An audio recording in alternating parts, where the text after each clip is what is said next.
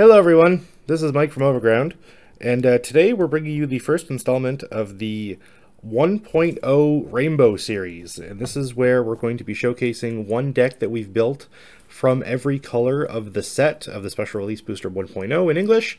It could either be decks that are based around our favorite Digimon, our favorite strategies, just what kind of spoke to us from our testing in terms of while we were waiting for the game to be released. And yeah, so let's go ahead and get right into it. So the first color we're going to showcase is red. And this is actually going to be a Gallantmon deck. So Gallantmon is actually one of my personal favorite Digimon. I'm going to show you a little thing that I have here. This is a Gallantmon poster that was actually signed by the voice actor for Gallantmon. And it says Mike Digivolves to Mikemon, which, you know, is adorable and I appreciate it so much. And I'm also going to show you my phone, because if I actually go show you my lock screen, surprise, guess who it is? It's Gallantmon. And I know that this is not the right mat to be showing this deck on, because it's still Adventure Kids, but you get the point. But yeah, so we're going to go ahead and jump into this deck. So this is my favorite deck that I've built for the red color out of 1.0. And we're going to start with the Digi-Eggs like normal. So we're playing 2 Koromon and 3 of the Yokomon. Now, this ratio is not gospel. You can mix and match these eggs back and forth depending on how you build the deck. I've personally built the deck to be not necessarily focusing on piercing, but focusing on attacking my opponent's Digimon, because with Gallantmon's effect, I still get to rip securities away from them without necessarily having to attack their security directly. So I found that Yokomon is just a little bit better because it gives me a boost that will enable me to potentially plow through my opponent's Digimon.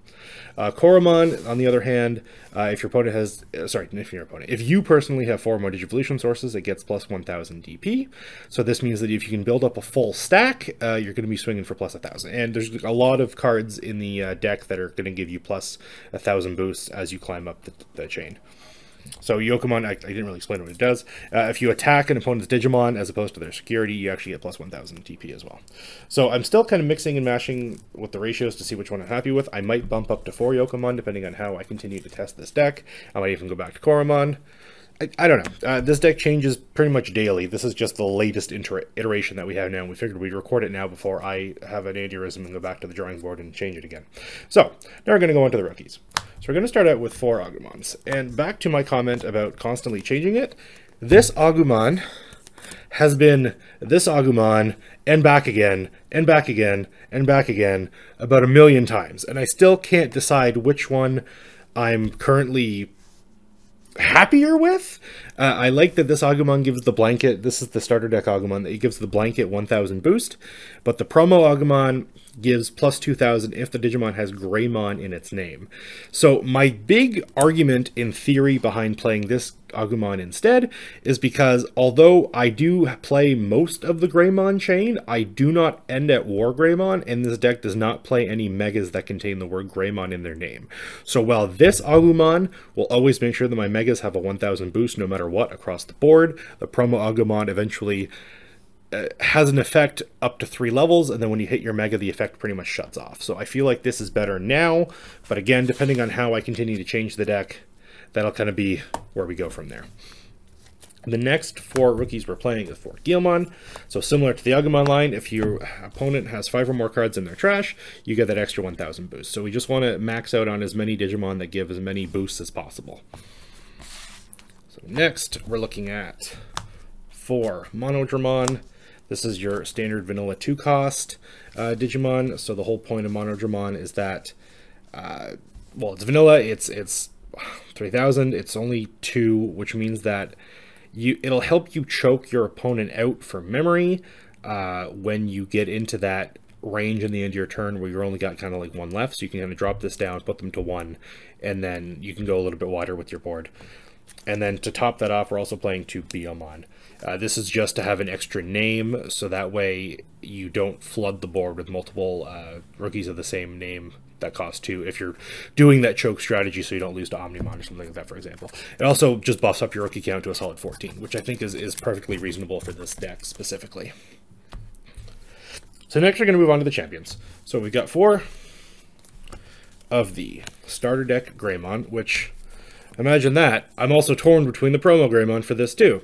So the difference between the two of them is that this Greymon has an inheritable that gives whatever steps up onto it security attack +1, whereas this promo Greymon has security attack +1 itself as long as it has Agumon in its source. If I was playing a more dedicated War Greymon deck with more Agumon and Greymon options, I think the promo would be better. I do like how aggressive that promo Greymon is in the early game, because you can just kind of drop it down early on over a rookie, swing to potentially take 2 securities out of your opponent and make the game a little bit easier for you moving on. However, I do like this because no matter what ultimate you step into, it'll give you security attack +1, and it does combo well with some other cards that we're going to see as we proceed through the rest of the deck. So the next champion is going to be 4 Dark Tyrannomon. This is pretty much a gimme. Just a 1-cost champion, very strong, 6,000, pretty much a staple in all red decks by now. I'm not really going to go over it. And the next champion, and the last champion, is for Monodramon. Again, nothing really to talk about, it's just a blocker. You need blockers to survive in this meta. So I'm going to move on to the ultimates. So the ultimates have probably gone through the most drastic changes. So I'm going to show off, we're starting off with 4 Metal Greymon. This is the Memory Borrowing Metal Greymon. I'm not 100% sold on this yet. And the reason being is that I always find when I use it, although great, because red doesn't have a lot of opportunities to gain memory or to be very memory efficient on some capacities, this will help you extend your plays, but at the same time, it also, depending on how you finish your turn, will give your opponent so much to work with, so that to the point where even though you've extended your plays, it's almost benign. Like, it's almost worthless, because your opponent can have enough memory to come back and pretty much rip your board back apart. At least that's the testing I've experienced. I'm sure that's not the case for everyone across the board. I'm still going to continue playing it for the time being, because I feel like it's the best option in terms of getting extra memory to extend my plays. But I'm not 100% sold on it yet, and it all pretty much depends on how Gallantmon as a deck will fare as we progress through more series releases. It might end up getting power crept out. It might stay as a blip on the radar for the format. We don't know. But for right now, as 1.0 exclusively sits, this is probably one of the best ultimates to play. But I just personally, I'm always really anxious to attack with it, because I always feel that unless I can 100% sure end the turn with my opponent getting like 1 or 2 memory max to push them to that extra like 4 or something like that, that I don't have a lot of confidence when I'm attacking with it. So I'm using it more often than not to step into something. And this is an excuse as to why we would have wanted to play the promo Agumon instead, because now we're going up to 9,000 with this Metal Greymon. So you're more likely to have it survive when you do end up getting that 3 memory, so you can actually step it on into a Mega. So that is that ultimate. The next ultimate I'm playing is 3 Gallantmon. And now this is, I've gone back and forth on whether or not I want to play 3 Metal Tyrannomon instead. I found, again, like I was saying, with memory efficiency, this deck's not, unlike with blue when you have things like Vulcan's Hammer to kind of counteract your plays, red doesn't have a lot of ability to be as memory efficient as possible, so I wanted to get a lower cost ultimate into the deck to kind of step into my Gallantmons a lot faster. It's also because Gallantmon as a Mega has a 4 evolution cost, so that's pretty high for a Mega, so I wanted to kind of mitigate that by having the cheaper ultimate cost as well. The benefit to Metal Tyrannomon I found in testing is that it's just very big. 10,000 is a very large number, and if you notice, 10,000 is higher than 6,000. The big benefit to Metal Tyrannomon as well is that not only can it beat over things pretty much without fear, it can beat into your opponent's security pretty much without fear, but it also, if it's hiding in your security itself, it also can take out a lot of your opponent's Digimon as well that they may not be prepared for. So I'm still on the fence and deciding around which one of these, of this slot specifically, I want to play at 3, but for now we're sticking with Gallantmon. And then the next 2 ultimates, there's going to be 2 Gallantmon. So this is twofold. This is one because this can help you deal with blockers. Again, because the way Gallantmon plays specifically, you want to be attacking your opponent's Digimon more than actually going after their security itself. So this is your way to kind of control the board. So, and especially with all the extra buffs that you have with your rookies and your champions and what have you, Gallantmon under an Agumon or potentially a Guilmon can go up to 8,000. And then with the Greymon, you get security attack +1. So you can actually attack one of your opponent's Digimon, destroy it, and then take 2 security checks off of them, which is really nice. And then if you evolve a Mega on top of Garudamon, if she does get blocked, you get to draw 1. And that's the one thing about Red as well compared to Blue, is that Red doesn't have a lot of draw power specifically. The draw power comes exclusively from the game mechanics of Digivolving. So this is kind of just a tech option to kind of give you a bit more consistency in terms of draw power. And the last ultimate we play is just one tech, and it's just one Skull Greymon. So again, this is just to help you deal with blockers. It's also an ultimate you can just drop right away to step onto a Mega going into your next turn, and you get full value out of it because you could pretty much get to 1-for-1 one of your opponent's Digimon. So that's it for the ultimates. Now we're going to go into the Megas. So of course we play 4 Gallantmons. Now I've already talked about how Gallantmon's my favorite, and it makes me so happy that out of our 8 boxes we actually managed to pull 4 of the alternate art, because this card is just so beautiful. And I love it so much. And of course I'm going to play 4 of this because I need to flex. So that's pretty much what it is. We've talked about it a little bit, but we'll go into a little bit more in length now. So Gallantmon's effect is, first of all, if you have a red tamer, you get to delete a Digimon with 6,000 or less as soon as it comes into play. That part is good, but it's more negligible compared to what his main focus is. And that's when he is attacking, you get to trash one of your opponent's security cards for every 10 cards in their trash. So usually you want to play Gallantmon at about the middle of the game, middle to late game.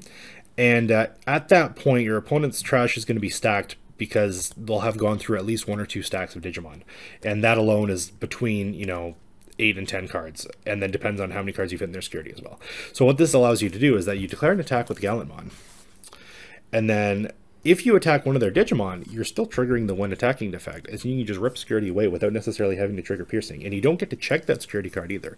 So depending on how big it is, for example, if you're playing against an Omnimon match, and they have Omnimon hiding in their security, you can attack their security without having to worry about it killing the Gallantmon. It's like a softer jamming in some senses. And depending on the matchup, if you're going against like purple, for example, their trash is going to get very big very fast because they want to trigger their effects like Piedmon. They want to trigger their effects like Grizzly Wing, and they want to trigger anything that they can get value out of their graveyard, their mats as well, for example. So having a larger trash pile means that Gallantmon is going to be able to just kind of snipe away security a lot faster. So that is the Gallantmon portion of the deck. That's kind of what the deck is entire based around.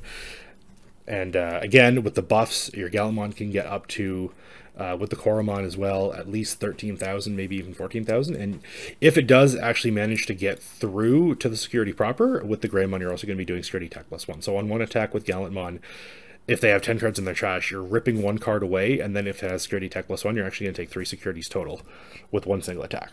Which, I mean, it's not as huge compared to some stacks in the game, like you'll see with the set 1 War Greymon, or even the starter deck War Greymon, but I still think that it's very neat at dealing with your opponent's security in a bit of a more fashionable roundabout way, if that makes any sense. So next, the 2 Megas are going to be 2 Phoenixmon. This is just because we need more Megas to round out the deck, and this is the cheapest cost you can play. She's 12 natively. You can go up to 13 or 14, depending on what buffs you have. And then, again, with the Greymon, you can get security attack +1, so you kind of use Phoenixmon as your secondary aggressive option, as your secondary win condition. And then our last Mega is just 1 copy of Volcanic Dramon. Again, this is just a tech. This is good against Rookie Rush. This is good against Black. I just played a match against Black, actually, where they had a bunch of little blockers, and I was able to kind of clear their board.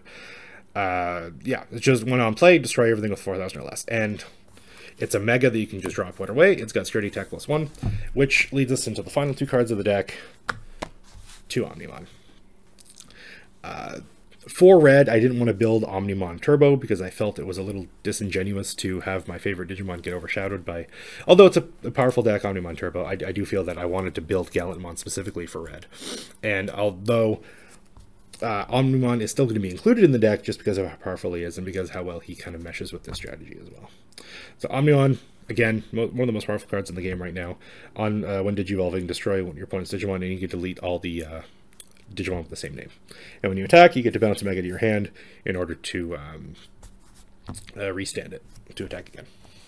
Not really going to go much in detail on Omnimon. So the last little bit of the deck, we got 4 options. We got 4 Gaia Force.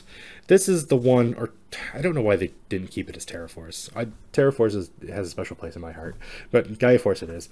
This is pretty much the one benefit to playing red. You have more removal in the form of Gaia Force. So it just gives you more options to make sure that you can keep putting pressure on your opponent by clearing their board. And the last card in the deck, the 50th card, is one solo lone copy of Ty. And this is in here twofold. The first is so that way, if you do have ever digivolving into Gallantmon, you can actually trigger the deletion effect for the 6,000. The second is that I wanted, because we're in a format where memory choking is so much more prevalent, I wanted to include one card that could actually just make sure that I can increase the memory I have to play on every one of my turns. So if I don't want to play multiple ties because I want to keep the engine of the deck consistent as possible, so having just one tie means that if I drop it once, I don't have to worry about drawing any other copies. There aren't any real like tamer removal cards in the game right now to worry about that, so as soon as the one tie gets played, he sticks. Also, and if he ends up getting hiding in my security, that just lets me play him for free. And then he's just another way to be a bit more aggressive in the deck, because all a Digimon with 4 more Digivolution sources gain security attack +1.